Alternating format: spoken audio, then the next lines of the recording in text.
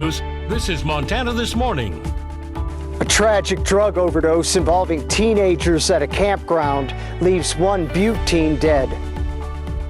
During Sunday's wildfire on Mount Helena, a drone flying near the fire slowed the efforts of those fighting the fire. Find out more coming up. Well, happy Tuesday, Southwest Montana. It's now 6:30. Chet Lehman, Matt Elwood with you here. Boy, there is nothing in that sky over the mining city. Absolutely. A little haze maybe, but other than that, just blue. Usually this time of year, when it gets hot, you have to close the windows even at night because of the smoke. We've been so fortunate, haven't we? Yeah, that's true. Let's keep it that way. Absolutely. As we're moving into this hot, dry stretch, we're going to have to use a little extra effort to keep that fire danger down. Right now we're looking at pretty comfortable conditions for us as we're starting the morning. Most areas into the 40s and 50s, 34 this morning in West Yellowstone. Clear skies. There are a few clouds out there, but not much and very little consequence with that. Upper 80s, low 90s as you go into the afternoon today. We are in a very hot, dry stretch. We'll talk about the potential of some record heat. And a lot of it. That's coming up in just a few minutes. All right, thank you, Matt. 6:31, some tragic news topping this half hour near Butte. A celebration at the Delmo Lake campground turned tragic after teens mixed synthetic drugs, and the results turned deadly. MTN's John Amy picks up that story. A 17-year-old Butte boy is dead, and 4 other teenagers were hospitalized after taking a mix of synthetic drugs while gathered here at the Delmo Lake campground east of Butte. Dylan Steele said he's just trying to remember the good things about his younger brother. Oh, I remember his beautiful blue eyes, and I'll never forget those eyes. And he had this goofy little crooked smile, and when he would dance, he really would dance like no one was watching. The teens were gathered here at this secluded but popular campground the evening of August 23rd, where some of the teens ingested MDMA, also known as Molly, and 2 other forms of psychedelic drugs. The 17-year-old victim was taken from the campground by Jefferson County Ambulance to St. James Healthcare in Butte, where he was later transferred to another hospital and eventually died 3 days later. By the fact that they were at Delmo Lake, which is a considerable distance by ambulance, so when they realized they were in need of medical personnel, you're quite a ways away from medical personnel being able to respond up there and deliver the life-saving measures. The 4 surviving teenagers, whose ages range from 15 to 16, were treated and released from St. James Healthcare. Steele identified his younger brother as Tobias Boucher. He said he doesn't want this tragedy to happen to other teens. I don't want people to think that this poison, that this evil is limited to people out on the streets or people in bad situations, because it doesn't care.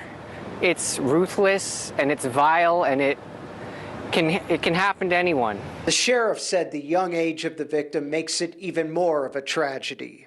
It turns my stomach, quite honestly, to realize these kids were together. They were, planning on having a good time, probably an end of the summer type situation, and they just were in over their heads, didn't realize what they were up against, and now their lives are changed forever, and one of our children from Butte is dead. Now, Sheriff Ed Lester says his officers have never seen an overdose from Molly and LSD.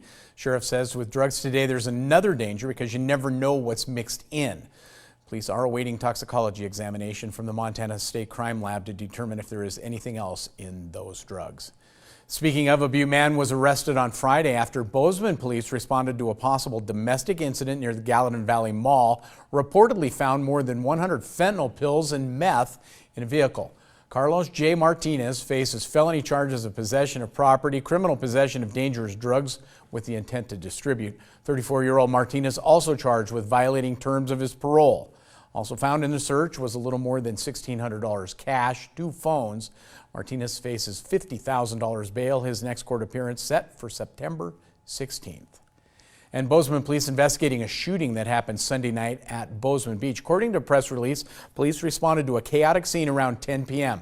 Several people reported a gun being fired at a pop-up music event. Law enforcement found one person who had been injured but could not locate the person with the gun. Police don't believe anyone was shot, believe this is an isolated case, no danger to the public. Now, if you have any information, you're asked to call the Bozeman Police Department. And in Missoula, police say a robbery suspect who shot and killed after a chase near the airport Saturday night. PN News has requested information about the person who died, such as whether that person was armed and shot at police, as well as details related to the string of robberies police say are involved in the incident. Montana Department of Justice, now in charge of the investigation, declining to answer those questions. State investigators also not releasing any information about the agency directly involved in the fatal shooting. Missoula Police Department requested that DCI conduct the outside investigation into the incident and events leading up to it. Several agencies were involved in Saturday's event, including the Missoula County Sheriff's Office, BLM officers, Forest Service, and the Montana Highway Patrol. 6:36 now. Crews are continuing to mop up a fire that started just after noon Sunday night on Mount Helena. If you were in Helena, you probably saw planes and helicopters making drops on that fire. Those aerial operations were actually delayed because someone was flying an authorized drone in that area. TN's Tom Buchanan has the latest on that. Sunday's fire on Mount Helena tore across part of the mountain. Thanks to the efforts of numerous agencies, the fire was repressed. However, air attack was halted for a time due to civilian drone use. So we're just really strongly trying to encourage the public to not fly their drones anywhere near any kind of fire space that's going on. And as far as mine as that fact, there was a lot of people on the trail system yesterday as well. So, whether they're flying a drone or walking around, they're still in the fire area, and we're just asking people to try and stay away on the next one. We understand everyone wants to take a peek and look at it, but keep out of the fire area if at all possible. A drone flown by a civilian put the fire crews back by about 12 minutes, but DNRC Forestry Division Program Manager John Houston says it felt like much longer. Any minute lost fighting a wildfire has the potential to make a big difference. A crew member first spotted the drone and alerted the aviation resources. The crew member actually kind of chased the drone down the hill, was able to find some kids that helped him out, that got him to the person that was actually operating the drone. We quickly called the PD, and they responded within a few minutes, and were able to catch up with the gentleman. Attempting to continue fire repression efforts with an unidentified drone in the air poses a threat to all other pilots' lives. So any aircraft, like a drone, no communications with anyone. We don't know what it's doing, where it's going. We just can't have it. We have any kind of air-to-air impact. That's potential bad things for those pilots, those planes, those helicopters.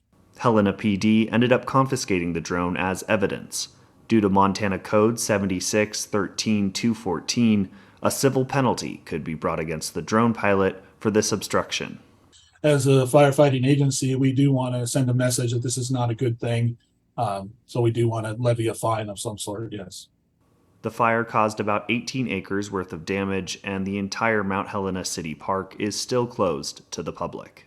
The cause of the fire is still under investigation. There's always that chance. So we ask people just to be vigilant. We don't expect it to come back to life. It's looking really good. Expect the things to wind down, but always, back of your head, keep an eye up there. Reporting in Helena, Tom Buchanan, MTN News. All right, 6:38 now. It's back to school time for kids across the country, and with that comes new routines, homework, and those dreaded tests. Many students suffer from test anxiety. Our Ashley Glass to explain how it hits kids and advice on helping students calm those nerves. Duncan. Just back from summer vacation. I wanted to stay there. And fourth grader Taylor Grant is happy to tell us all about it. We went to Michigan. She's also glad to talk about her new teacher. Her name is Miss Todd. Her favorite subject in school? Writing. I like to write. She even likes homework. What's the answer? But Very good. But Taylor got tense when I asked her how she feels the night before a test. Scared and nervous. You just want to pull all of that anxiety out of your kids and take it on yourself. It's become so bad, Taylor sometimes hasn't wanted to go to school on test day. It's normal to be nervous about that. Licensed therapist Allie Leibowitz says she helps young people through test anxiety often. What causes test anxiety? A lot of it is related to the pressure of wanting to do well on the test and really wanting to perform to a certain level that either they're putting on themselves or that they're feeling pressure from family or friends or even from the school setting. Research suggests up to 40% of U.S. students struggle with test anxiety. Leibowitz says the signs to look for: kids complaining of head or stomach aches, nausea, that they're very tired, or if their personality changes. But the good news, unlike anxiety in general, Leibowitz says since parents know when a test is coming up, they can more easily help their kids overcome the stress. Talk about it. Sit down, have a conversation. She says normalize the topic of test anxiety. Make good sleep and nutrition priorities all school year, but especially around test time. Don't worry, don't be nervous, don't be nervous. And having a designated study space at home is key for recall and memory. And it creates kind of like an environment where they feel empowered to really be diving into the material and focusing on it. And it just also takes away the distraction of not like just laying in bed and studying. Taylor tapped this yellow chair as her study chair. And a quick bit of mom advice. It helps Taylor to just take a break from test prep. We could completely get out of the house, go for a bike ride, take the dog for a walk. A little bit of fun to wipe away a lot of nerves, and before you know it, Now you're on a roll. it's a cycle. They can also build their confidence when they start to connect the studying is leading to good performance, is leading to better grades, is leading to less test anxiety. Reporting in South Florida, I'm Ashley Glass. From test anxiety to financial anxiety, according to Retail Me Not, families spending on back-to-school supplies expected to be about $1,100 on average this year. It's gone up 41% since 2019. In that year, nearly half of all shopping done online. By the way, backpacks, the most common back-to-school item.